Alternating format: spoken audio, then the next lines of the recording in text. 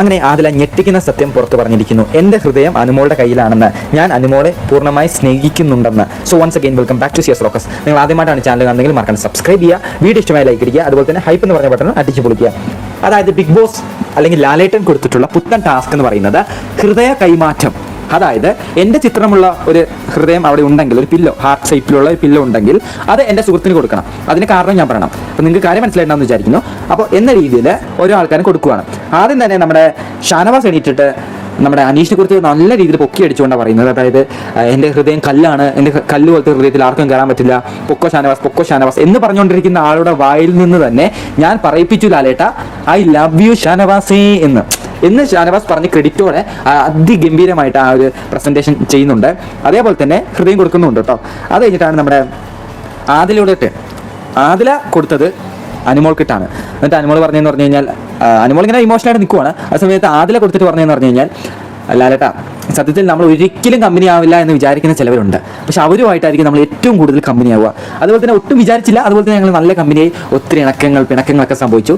ഞാൻ വിചാരിക്കുന്നു എൻ്റെ ഹൃദയം വളരെ സേഫായിട്ട് അനുമോളുടെ കയ്യിൽ ഉണ്ടാവുന്നു. അതുപോലെ തന്നെ ഇവിടുന്ന് പുറത്തിറങ്ങിയാലും എൻ്റെ ഒരു നല്ലൊരു സുഹൃത്തായിട്ട് എല്ലാ കാര്യത്തിലും ഉണ്ടാവണമെന്ന് ഞാൻ ആഗ്രഹിക്കുന്ന ഒരു വ്യക്തിയാണ് അനുമോൾ എന്ന് പറയുന്നുണ്ട്. അതേപോലെ തന്നെ ഇത് കേട്ടോണ്ടിരിക്കുമ്പോൾ തന്നെ നമ്മുടെ നൂറ നന്നായിട്ട് പൊട്ടിക്കറിയുന്നുണ്ട്. ചിലപ്പോൾ വീട്ടിലെ കാര്യങ്ങളൊക്കെ ഓർത്തിട്ട് അങ്ങനെ ഒരു ഇമോഷണലി കറിയുന്നതായിരിക്കും. വേറെ ആരും ഇല്ലാണ്ട് ഇങ്ങനെ നല്ലൊരു ഫാമിലി പോലെ ഒരു ബിഗ് ബോസിൽ നിന്ന് ഇത്രയും പേര് കിട്ടിയതിൻ്റെ ഒരു വിഷമമായിരിക്കും നൂറ് അങ്ങനെ പൊട്ടിക്കറിഞ്ഞത്. അതേപോലെ തന്നെ നമ്മുടെ അനുമോളുടെ അവസരം വന്നപ്പോൾ അനുമോളുടെ പില്ലോ എടുത്തിട്ട് ആദിലേക്ക് നൂറയ്ക്ക് രണ്ടുപേർക്കും കൂടെ സമർപ്പിക്കുകയാണ് ചെയ്തത്. രണ്ടുപേർക്കും കൂടെ കൊടുത്തിട്ട് പറഞ്ഞു, ലാലേട്ട എനിക്ക് സത്യം പറഞ്ഞു കഴിഞ്ഞാൽ ഇവരെന്ന് പറഞ്ഞാൽ എനിക്ക് ബിഗ് ബോസിൽ വലിയൊരു സപ്പോർട്ടാണ്. എനിക്ക് എന്ത് മാനസികമായി വിഷമങ്ങൾ വന്നാലും എനിക്ക് ഷെയർ ചെയ്യാൻ സത്യം പറഞ്ഞാൽ ഇവർ മാത്രമേ ഉള്ളൂ. ഇവിടെ നിന്ന് ഇറങ്ങിക്കഴിഞ്ഞാൽ എൻ്റെ ഒരു നല്ലൊരു സുഹൃത്തുക്കളായിട്ട് എനിക്ക് വേണമെന്ന് തന്നെ പറയുന്നുണ്ട്. എന്നിട്ട് സ്നേഹത്തോടെ കെട്ടിപ്പിടിക്കുന്നത് കാണാൻ പറ്റുന്നുണ്ട്. അതിനുശേഷം നമ്മുടെ അക്ബർ നിവിൻ്റെയും സംഭവത്തിലോട്ടാണ് വരുന്നത്. അക്ബർ പറയുന്നത് എന്ന് പറഞ്ഞു കഴിഞ്ഞാൽ, ഈ വീട്ടിൽ ഏറ്റവും കൂടുതൽ വിശ്വസിക്കാൻ പറ്റിയത് അല്ലെങ്കിൽ ഒരു നല്ലൊരു ജെന്യൂൻ ആയിട്ടുള്ള ക്യാരക്ടർ അല്ലെങ്കിൽ ഒരു അടിപൊളിയായിട്ടുള്ള മനുഷ്യൻ എനിക്കത് തോന്നിയത് നിവിനാണ്. നിവിൻ അടിപൊളിയാണ്, എൻ്റർടൈൻമെൻ്റ് ആണ്, നല്ല നമ്മളെ നന്നായിട്ട് സപ്പോർട്ട് ചെയ്യുന്ന ഒരു മത്സരാർത്ഥി കൂടിയാണെന്നൊക്കെ പറഞ്ഞ് എനിക്ക് പറഞ്ഞ് ഇറങ്ങിയാലും എനിക്ക് നല്ല സപ്പോർട്ട് വേണം, എൻ്റെ കൂടെ നിൽക്കണമെന്ന് ഞാൻ ആഗ്രഹിക്കുന്നു എന്ന് പറഞ്ഞിട്ട് നമ്മുടെ അക്ബർ നെവിന് കൊടുക്കുന്നുണ്ട്. വളരെ ഇമോഷണൽ ആയിട്ടുള്ള ഒരു ടാസ്ക് തന്നെയാണ് നമ്മുടെ ലാലേട്ടൻ കൊടുത്തത്. ഇതൊക്കെ കണ്ടിട്ട് ലാലേട്ടൻ ലാസ്റ്റ് പറയാണ്, നിങ്ങൾക്ക് എല്ലാവർക്കും എൻ്റെ ഒരു ചക്ക ഉമ്മ എന്ന് പറഞ്ഞിട്ട് ഒരു ഉമ്മ ഇങ്ങനെ കാറ്റത്ത് പറത്തി കൊടുക്കുന്നുണ്ട്. എന്തായാലും ഈ പ്രമോനെ കുറിച്ചുള്ള നിങ്ങളുടെ അഭിപ്രായം മറക്കാണ്ട് രേഖപ്പെടുത്തുക. അതുപോലെ തന്നെ എന്തായാലും പട്ടായ ഗേൾസ് ഒരുമിച്ചല്ലോ, വളരെ നന്നായി.